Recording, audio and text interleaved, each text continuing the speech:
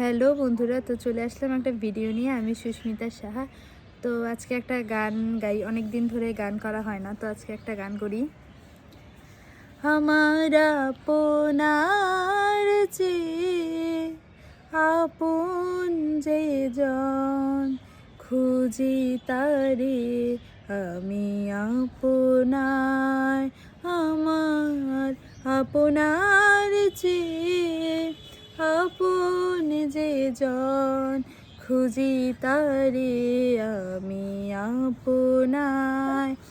আমি শুনি যেন তার চরণের ধ্বনি, শুনি যেন তার চরণের ধ্বনি।